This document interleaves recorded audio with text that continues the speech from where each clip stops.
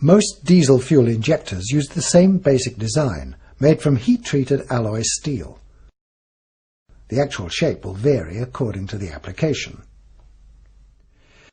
The injector assembly has several main parts. The nozzle assembly is made up of a needle and body.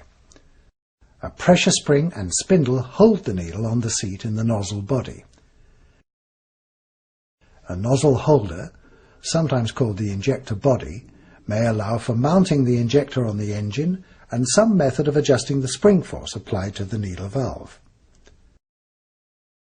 A cover keeps out dirt and water. The injection pump delivers fuel to the injector. The fuel passes through a drilling in the nozzle body to a chamber above where the needle valve seats in the nozzle assembly. As fuel pressure in the injector gallery rises, it acts on the tapered shoulder of the needle valve, increasing the pressure until it overcomes the force from the spring and lifts the needle valve from its seat. The highly pressurized fuel enters the engine at a high velocity in an atomized spray.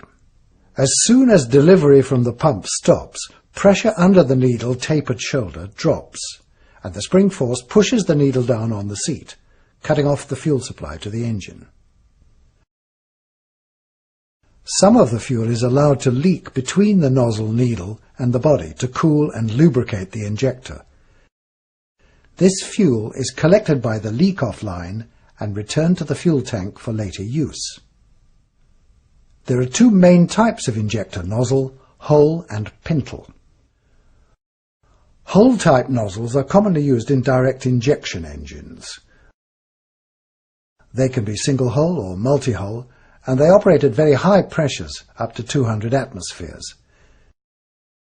They give a hard spray which is necessary to penetrate the highly compressed air.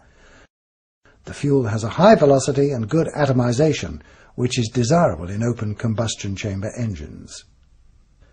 In pintle-type nozzles, a pin, or pintle, protrudes through a spray hole.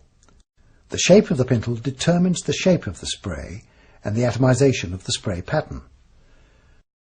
Pintle nozzles open at lower pressures than hole-type nozzles. They're used in indirect injection engines, where the fuel has a comparatively short distance to travel and the air is not as compressed as in the main chamber.